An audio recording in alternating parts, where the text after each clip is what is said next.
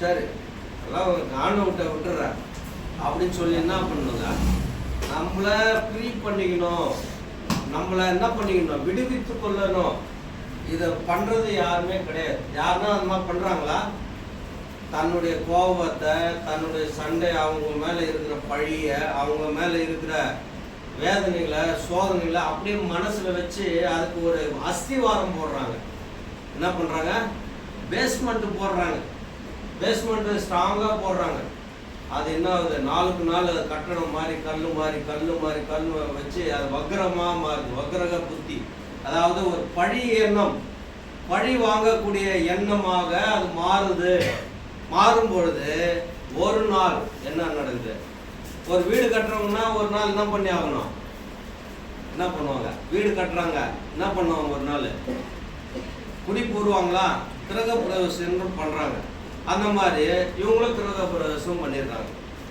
என்ன பண்ணுறாங்க, அதை ஒரு காரியத்தை என்ன பண்ணுறாங்க, அவங்களுக்கு விரோதமான காரியங்களாக செய்யப்படுறாங்க. அப்போ மனுஷனுக்கு எல்லா சோதனையும் உலகத்தில் பார்க்குற எல்லா சோதனையும் நடக்கிறது நம் கண்கூடா பார்க்குறோம். அது கிறிஸ்தவன்ற என்று இல்லை, பிற மதத்தவர்கள் என்று இல்லை, இவர் இல்லை அவர் இல்லை, சீக்கியர் இல்லை, முஸ்லீம் யாருமே இல்லைப்பா, எதுவும் பார்க்க தேவையில்லை. ஆனால் எல்லாருக்கும் என்ன பண்ணுதுங்க, சோதனை வருதா இல்லைங்களா? நானும் ஒரு நேரம் இந்த வழியில் வரும்போது திடீர்னு இப்படி வளைஞ்ச உடனே என்ன பண்ணிட்டாரு, ஒரு போலீஸ்காரர் என்ன தடுத்துட்டார். என்னன்னு கேட்டேன், என்னப்பா ட்ரிங்க் அண்ட் ட்ரைவா அப்படின்னு. ஐயா என்னங்கய்யா அப்படி சொல்றீங்க? டேய் கேட்குறது பதில் சொல்கிறா. சரி ஐயா ஊதுங்க. இன்னும் பேசும்போது ஒரு மாதிரி பேசுகிறேன் அப்படின்னாரு. ஐயா நான் இந்த ஊருக்காரன், உங்களுக்கே தெரியும், நீங்கள் என்ன எத்தனை வாட்டி பார்த்துருக்கீங்க, நான் உங்களை எத்தனை வாட்டி பார்த்துருக்குறேன். சரி ரைட்டு விடுங்க. அப்போ சரி ஆர்சி புக்கு அது இதெல்லாம் எடுத்து இன்சூரன்ஸ்லாம் எடுத்து காமிப்பா அப்படின்ட்டு நிறுத்திட்டாங்க. நிற்கிறேன். சரி இன்சூரன்ஸு நான் போடல, வண்டியில் சோதனை எப்படி வருது பாருங்க. இன்சூரன்ஸ் போடல, மாட்டின வகையாக எப்படியோ ஒரு 200-300 தீட்டிடுவாங்க. சரி நிற்கும் போது அப்போ ஒருத்தர் ஒரு குடிகாரர் வந்து என்ன பண்ணுறாரு, வகையை சிக்கிட்டார். 10,000 ரூபா ஃபைன் போடுறாங்க. சோதனை பார்த்தீங்களா, அவருக்கு 10,000 ரூபா ஃபைன் போட்டு பில்லு போட்டு எடுத்து நீ கட்டு போ, கோர்ட்டில் கட்டு போ அப்படின்றாரு. ஒன்றும் கெஞ்சலாம் முடியல. இல்லைன்னா வண்டி தூக்கி எப்போ வண்டி எடுத்து தூக்கி போடலாம். அவ்வளோ டென்ஷனாக ஒரு எஸ்ஐ பேசிட்டு இருக்கிறாரு. அப்போ திடீர்னு பார்க்குறாரு, என்னப்பா என்ன தம்பி என்ன வேலைக்கு போயிட்டு இருந்தேன். சரி போ பண்ணி வீட்டுக்கு போ, பொண்ணு நம்ம பையன் தான் போக அனுப்பிச்சுடுப்பா அப்படின்னாரு. பார்த்தீங்களா, சோதனை எனக்கு ஏற்பட்டது. தேவன் என்ன பண்ணார், ஒரு விடையே காண்பித்தார். அப்போ எனக்கு சோதனையே வரக்கூடாது, எனக்கு பிரச்சனையே வரக்கூடாது, எனக்கு தீமையே நடக்கக்கூடாது. அப்படின்னா நன்மை மாத்திரம் நடக்கணும். போகிற இடம்லாம் எல்லா வேலையும் நடந்ததுன்னா நம்ம என்ன பண்ணுவோம், நானே ராஜா நானே மந்திரி அப்படின்ற எண்ணம் நமக்குள் உருவாயிடும். நம்மளால எதையும் கோட்டை கட்ட முடியுதான்ற எண்ணம் உருவாயிடும். அப்படி ஒருத்தருக்கு அந்த கோட்டையை கட்டணுன்ற எண்ணம் உருவாயிடுச்சு. ஏரோது ராஜா என்ன பண்ணிட்டாரு, உலகத்துல பெரிய சாம்ராஜ்யத்தை கட்டிட்டு அவர் பெரிய கோட்டையை மாலை போட்டு இன்னுமே நம்மளை யாவனமே வந்து நெருங்க முடியாது அப்படின்னு ஒருத்தர் இது பண்ணார். அப்புறம் என்ன பண்ணாரு, சுகமா வாழ்ந்தார். திடீர்னு தேவன் அவரை வியாதியினால் அடித்தார். அந்த வியாதி என்ற சோதனை வந்து அவர் தப்பிக்க முடியல, இறந்துட்டார். நேபுகாத்நேச்சார் அவர் என்ன பண்ணாரு, நான் கட்டின பாபிலோன் அல்லவா, எவ்வளோ அழகா கட்டியிருக்கேன் பாரியா, நான் சோதனை. அவருக்கு ஒரு சோதனை வருது. அந்த சோதனை அவர் எப்படி ஹேண்டில் பண்றா பாருங்க. நான் கட்டி இருக்கிறோம் பாருங்கயா அப்படின்னாரு. சொல்லி வாயை மூடுறதுக்குள்ளயும் அவர் என்ன பண்றாரு, தேவன் வந்து அங்க ஒரு வார்த்தை அனுப்புறாரு. உனக்கு வந்து அந்த பெருமை என்ற சோதனை நீ என்ன பண்ணிருக்கணும், தேவன் எனக்கு பேலன்ஸ் செய்தார் சொல்லியிருந்தாருன்னா அவருக்கு அந்த உபாத்தியம் வந்து கிடைச்சிருக்காரு. அவர் என்ன பண்ணிட்டார், தப்பா யூஸ் பண்ணிட்டார். எல்லாருக்கும் சோதனைகள் வரும்.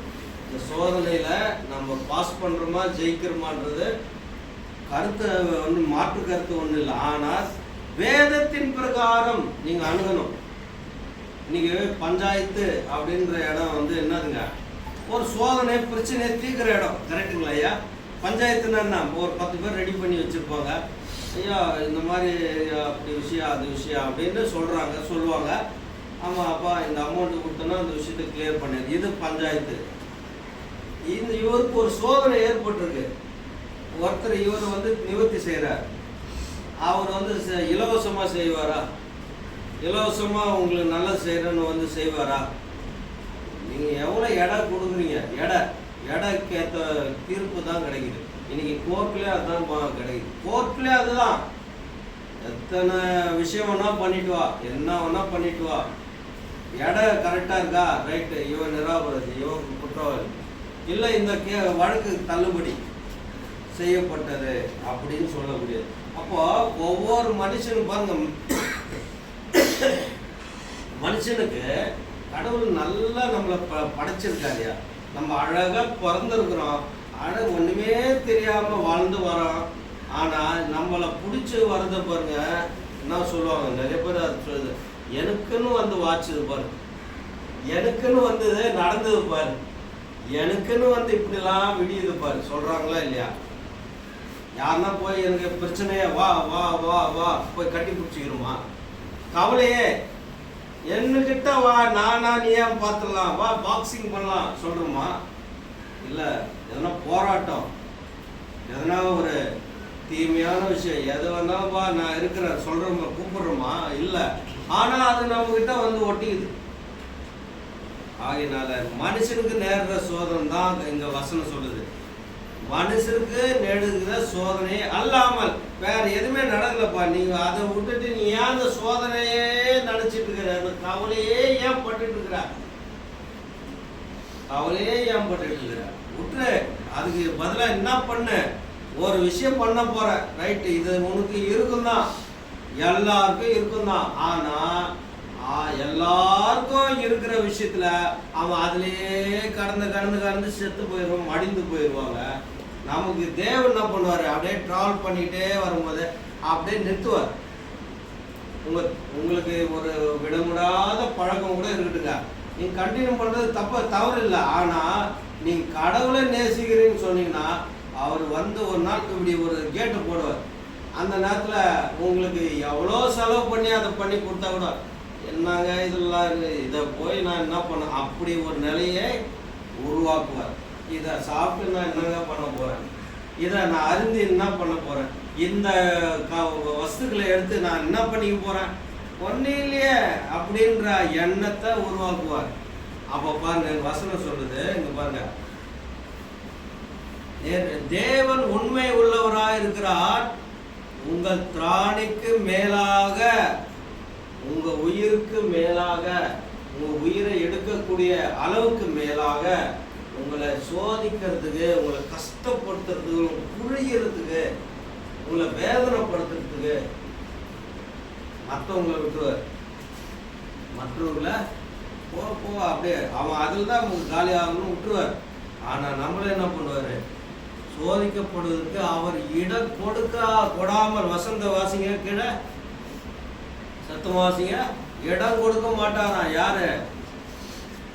யாரு கொடுக்க மாட்டாரு, தேவன் இடம் கொடுக்க மாட்டார். யாருன்னா நம்ம யாரு, நமக்கு தேவனை அறிந்த பிள்ளைகள்.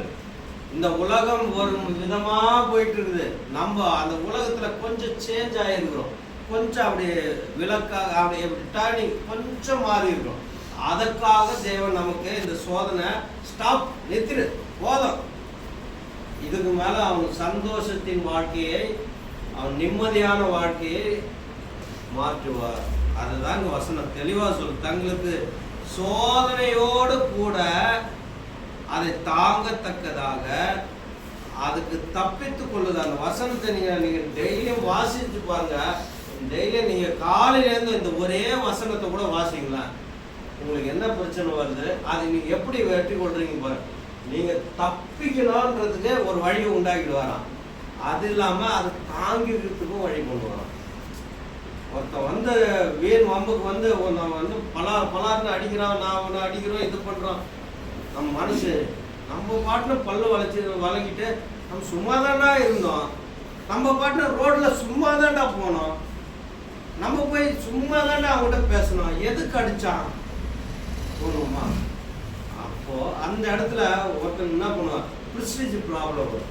நிறைய பேருக்கு என்னையே இப்படி கை வச்சுட்டாங்க, என்ன பண்ணலாம், நம்ம போய் அதில் விழுந்துடலாமா, நம்ம போய் அப்படி போயிடலாமா, இப்படி போயிடலாமா, என்ன பண்ணுறாங்க, சோதனையை அவங்க தாங்கிறதுக்கு பலன் இல்லை.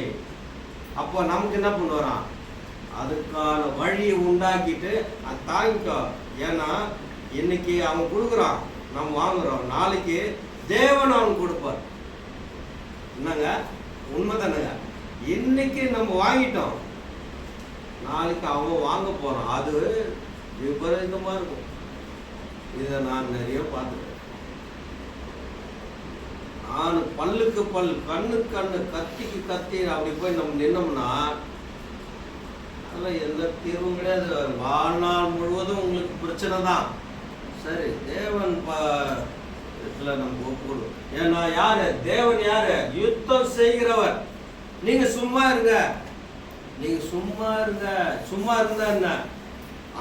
தேவனை நோக்கி ஜெபம் பண்ணுங்க, அதுதான் சும்மா இருங்க. சும்மா இருங்கன்னா கடவுளை நோக்கி பாருங்க. இப்படி பார்த்துட்டு நீங்க அமைதியா இருங்க. திடீர்னு ஒரு செய்தி வரும், எப்பா இப்படி எனக்கு நிறைய செய்தி அப்படி வந்திருக்கு. அதுக்காக நான் சந்தோஷப்படல. ஏன்னா சந்தோஷப்படுறது நமக்கு அவங்க ஒரு தீமை நடந்துச்சு, அதை ஆண்டவர் பண்ணிட்டாருன்னா அது தவறான காரியமா மாறிடும். ஆனா அவர்களுடைய பலன்களுக்கு தக்கதாக பலன் அளிக்கிறவர் அவர். நீ எதை செய்யறியோ அதையே தான் விளைய செய்வார்.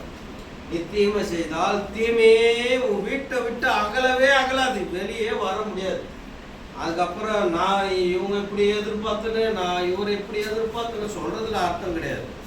அப்போ சோதனையை நீங்க என்ன பண்ணணும், அவர் மேல் வைத்து விட வேண்டும். அப்போ நம்ம என்ன செய்ய வேண்டியது இருக்கு? வேதம் உங்களுடைய கவலைகள், வருத்தங்கள் எல்லாவற்றையும் யார் மேல வைக்க சொல்றாரு? கிறிஸ்துவான சோழ ஏன் மேல வச்சிருங்க. வருத்தப்பட்டு பாரம் சுமக்கிறவர்களே, நீங்க எல்லாரும் என்கிட்ட அமைதலோட கற்றுக்கொள்ளணுமா. என்னன்னா இந்த மாதிரி கத்துக்குங்க. இமிடியேட் ஆக்ஷன்ல நம்ம என்ன பண்றோம், நிலை தவறி இன்னைக்கு மதுமான உடைய வருமானங்கள் நிறைய இருக்கிறதுனால இங்க கவர்மெண்ட்ல என்னென்ன செலவு பண்றாங்க. அத்தனை வருமானத்துக்கும் நம்ம என்ன பண்றோம், ஏதோ ஒன்று வாங்குறோம். ஆனா இன்னைக்கு மதுபானத்தினால எவ்வளோ குடும்பங்கள், எவ்வளோ ஆக்சிடென்ட்டுகள், எவ்வளோ பிரச்சனைகள். நீ இப்போ நான் இப்போ தன்மையாக பேசிட்டு இருக்கிறேன். இதே நான் ஒரு மதுபானம் அருந்துட்டுனா என்னுடைய நிலைப்பாடுனா தறிக்கெட்டு போகும். ஒரு ட்ரெயின் என்ன பண்ணோம், ட்ரெயின் எப்படி எதில் போகணும், 2 தண்டவாளத்தில் தான் போகணும். இதே 2 தண்டவாளத்தை விட்டு வெளியே வந்துச்சுன்னா அதுக்கு என்ன நடக்குங்க? ஒன்றுமே இருக்காது. அதை போல நம்மளுடைய வாழ்க்கை கூட என்ன பண்ணும், தடம் மாறிடும், திசை மாறிடும். என்ன செய்யணுன்றத செய்யறதை விட்டுட்டு என்ன செய்யக்கூடாதுன்றத நம்ம என்ன பண்ணிடுவோம், அதுக்கு நம்ம தயார்படுத்திக்குவோம். அப்போ என்ன பண்ண, இதனால வரக்கூடிய வருமானங்கள், இன்னைக்கு அந்த அரசாங்கம் என்ன பண்ணுதுங்க, வருமானங்களை அப்படி கூட்டுறாங்க. நம்ம என்ன பண்ணணும், நானும் உள்ளவர்களா இருக்கணும். இது கூட சோதனை தான். உங்களுக்கு என்ன சோதனை? இதுல இன்பங்கள் இருக்கிறது, இதுல உனக்கு பல விஷயங்கள் இருக்குது அப்படின்னு சொன்னாலும் என்ன பண்ணணும், இது என்னுடைய நலனுக்கு தேவையா, என்னுடைய வாழ்க்கைக்கு இது சரிபடுமா? நீங்க யோசித்தால் இந்த சோதனைக்கு நீங்க தப்பிக்க முடியும். ஏன்னா இதை ஒவ்வொரு சோதனை என்ன ஆகும், நம்மளை அடிமைப்படுத்துகிறது தான்.